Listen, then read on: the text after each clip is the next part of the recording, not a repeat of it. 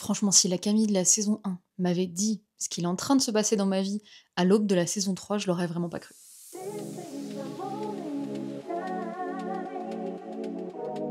Et pourtant, j'ai jamais été autant dans une quête alignée en quelque sorte avec ce que j'ai vraiment envie d'être.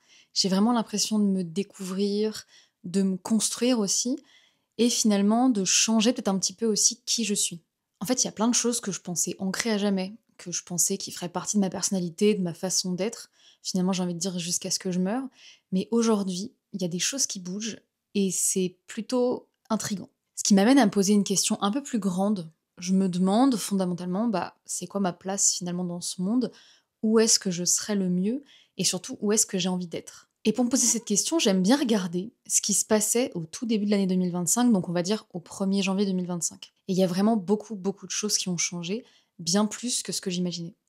Alors déjà, le plus gros changement dans ma vie, c'est bien sûr le fait d'avoir quitté mon emploi, puisque j'ai été en CDI jusqu'au mois d'août 2025, et que là aujourd'hui, je suis à mon compte, donc je suis en auto-entreprise, et je m'apprête l'année prochaine à ouvrir mon propre cabinet.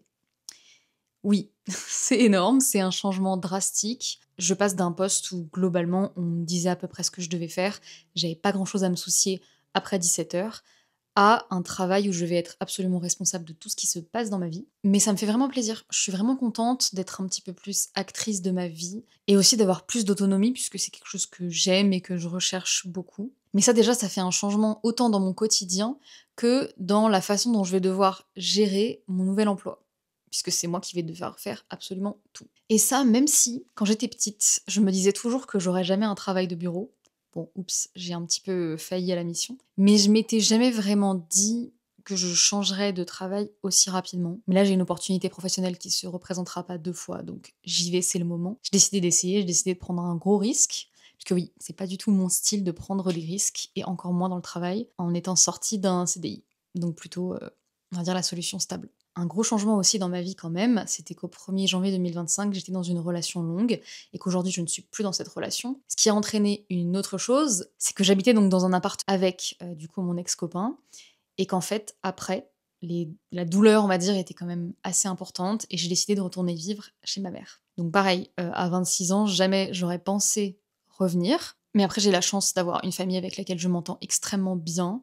Donc voilà, c'est pas du tout un problème, c'est juste que c'est des choses que j'avais pas anticipées. Je pensais, on va dire, que ma route était un petit peu plus tracée que ça, que j'avais mon CDI, mon appartement, mon copain, et que finalement tout allait rouler. Et en fait, il se trouve que vraiment pas. Je pourrais dire aussi quelque chose qui est important pour moi et qui m'a beaucoup changé, c'est que je monte à cheval depuis 17 ans maintenant, que j'ai mon cheval depuis 6 ans, et que, on va dire que l'équitation dans ma tête, c'était toujours là. En fait, je me définis aussi beaucoup, en tout cas je me définissais beaucoup comme une cavalière, et c'est moins le cas aujourd'hui. En fait, j'ai vraiment petit à petit délaissé le sport, délaissé l'équitation pour finalement me recentrer sur mon cheval, qui est avant tout l'être que j'aime finalement, et je me suis rendu compte que vraiment la performance en équitation me plaisait plus. Et donc, j'ai pas arrêté de monter, mais voilà, disons que j'ai quand même, beaucoup, beaucoup diminué ma pratique. Les concours me manquent pas du tout. J'aime vraiment juste la relation que j'ai avec lui, puisqu'il a aussi changé de pension. Avant, il était en boxe, tout le temps et il allait au paddock, et maintenant il est, au pré la journée. Mais voilà, c'est quelque chose que, si on m'avait dit que ça se passerait comme ça, je pense que j'y aurais pas trop, trop cru. Et je pense ce qui est le plus difficile là-dedans, ou en tout cas ce que j'ai pour l'instant le plus de mal à vivre, c'est de me dire que potentiellement je ne me définirais plus comme une cavalière. Ou alors que je me définirais comme une ancienne cavalière. Ce qui me fait un peu bizarre parce que depuis que je suis toute petite, je me dis que moi-même je vais rester cavalière toute ma vie, que je mettrai absolument mes enfants sur des chevaux. Et puis là, en fait, l'idée, elle commence un petit peu à partir, même si je dis pas que j'aime plus les chevaux et je vais garder mon cheval, bien sûr. Mais il y a ce côté-là de mon identité, est-ce qu'elle était vraiment stable, solide, je sais pas, puisque je trouve qu'elle est en train de changer et que c'était une part de mon identité qui était quand même plutôt très grande. Continuez à suivre, hein, je vais vous expliquer pourquoi je vous raconte tout ça. Et on va dire le dernier changement assez important dans ma vie, c'est que, vu que j'ai arrêté plus ou moins de monter à cheval, j'ai décidé de commencer un nouveau sport. Et donc j'ai commencé à danser au mois d'avril et révélation, c'est quelque chose que j'adore. Je sais pas trop comment expliquer, mais si on me demande comment je me sens dans mon corps, j'ai beaucoup, beaucoup de mal à dire, par exemple, que je suis détendue ou que je suis contractée.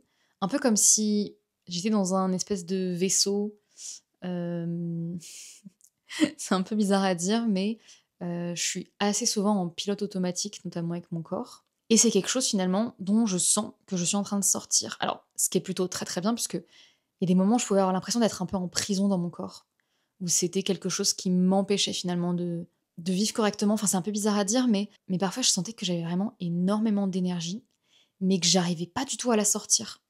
Comme si finalement, j'étais un peu dans une enveloppe qui ne me correspondait pas. Et je me souviens de l'avoir aussi beaucoup écrit à l'époque, dans les carnets que j'avais où j'écrivais comment je me sentais, d'avoir l'impression d'être enfermée en fait dans mon propre corps. Mais je pense que c'est parce que je m'en servais pas assez, je le bougeais pas assez.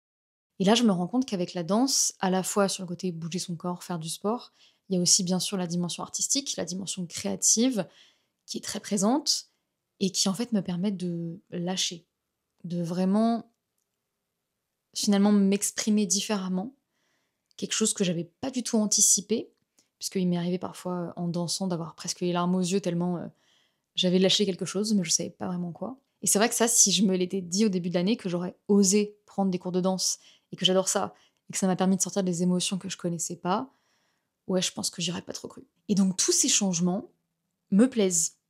J'aime beaucoup ce qui se passe, je suis très contente, très fière de moi d'avoir pris des risques dans plusieurs pans de ma vie, mais ça me fait me poser une question. Bah du coup, c'est quoi mon identité?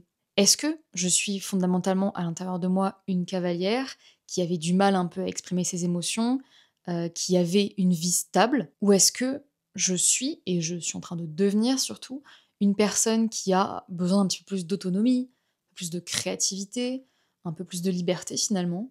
Disons que tous ces changements-là me font poser cette question. Et à la fois, je me dis, si j'en suis arrivée là, c'est que j'avais besoin de changement, j'avais besoin de faire quelque chose de nouveau dans ma vie. J'avais besoin finalement de mettre un petit peu un coup de pied dans ma stabilité, je pense. Même si je l'ai adorée, cette stabilité, il n'y a pas de problème. Mais aujourd'hui, je sens que j'ai besoin d'autre chose. Et tout ça, je le fais. J'adore le chemin. Même si je ne sais pas exactement quel est mon objectif, au final. Qu'est-ce que je veux à la toute fin? J'ai pas forcément une profession ou un mode de vie particulier en tête, mais j'avance. J'y vais, je tente, je prends des risques. Je marche, j'ai envie de dire, parfois, on va dire pas à l'aveugle, peut-être avec juste un seul œil fermé. Et du coup, je me demande qui je suis vraiment, vers quelle personnalité je tends, comment je vais être peut-être dans 1, 2, 3, 5 ans. Et ce que j'ai appris, enfin je pense dans le chemin, on va dire, de ma vie, et particulièrement l'année 2025, c'est qu'en fait, dans ma tête, il s'est passé plein de choses, mais que globalement, ces choses-là, elles ont été permises parce que j'ai essayé, parce que j'ai tenté, parce que j'ai commencé des choses, même si c'était pas parfait. Ce podcast en est la preuve vivante, puisque bien évidemment, quand j'ai commencé, c'était pas parfait, et je pense que c'est loin de l'être aujourd'hui. Et en vrai, je me rends compte que j'ai même pas envie que ça le soit forcément. Mais en tout cas, j'ai essayé. Voilà, j'essaie de me rapprocher de mon idéal en faisant, en ayant peut-être, j'ai envie de dire, presque des to-do list de choses à faire qui vont m'emmener vers la personne que j'ai envie d'être. Et pour moi, tout ça, c'est un peu le chemin de la révélation de ma personnalité, de celle que j'ai envie d'avoir, celle que j'ai envie de montrer, et surtout celle que j'ai envie de devenir. Et vous voyez cet état de quête, de recherche de qui on est vraiment, et finalement de toutes les actions qu'on met en place pour arriver à cet objectif, et ben en fait c'est exactement ça que j'ai envie de documenter dans la nouvelle émission de mon podcast. Cette émission, elle s'appelle Révèle-toi. Il y a aussi un petit jeu de mots avec Réveille-toi. Alors, bon, je prends mon exemple personnel puisque forcément je ne connais que ça, même si j'en ai quand même discuté avec certaines personnes, mais j'ai décidé en fait d'en faire un concept d'émission où je vais recevoir des invités qui sont dans cette quête, dans cette recherche, qui mettent en place des choses, finalement qui agissent, même s'ils ne savent pas encore exactement où ils vont aller, mais en tout cas, ils essayent de se révéler au monde de la façon dont ils le souhaitent finalement, et ils révèlent leur vraie personnalité, leurs vraies envies, leurs vraies motivations. Alors dans ce concept, j'ai envie de mettre en avant le fait que, avant de se révéler, on a tous des pensées bloquantes, des pensées limitantes. On pense tous qu'on n'est pas capable d'y arriver, qu'on n'a aucune chance. Mais en fait, il y a des gens qui y sont arrivés. Et ces gens-là, ils ont forcément commencé par quelque chose. Ce qui m'intéresse aussi beaucoup dans cette émission-là, c'est la différence entre la personne qu'on était avant et la personne qu'on est aujourd'hui. Toutes les croyances qu'on pensait super ancrées, les choses qu'on était persuadé de croire, et ben en fait, tout peut changer. Mais ces changements-là, ils sont bien évidemment accompagnés d'actions, accompagnés d'objectifs pour pouvoir en faire quelque chose de réel. Et donc derrière le nom Révèle-toi, il y a aussi le petit clin d'œil Réveille-toi. Parce que moi, la première, j'ai été assez longtemps dans une forme de pilote automatique où j'écoutais peut-être un petit peu ce qu'on me disait de faire, j'ai choisi une voie assez classique. Et aujourd'hui, en fait, j'ai plus envie d'être en pilote automatique. J'ai envie de décider, j'ai envie d'être autonome, j'ai envie d'être confiante et de me prouver à moi-même surtout, mais aussi à mon entourage et aux autres, qu'en fait, je suis capable de me révéler différemment et de me révéler de la façon dont j'ai envie.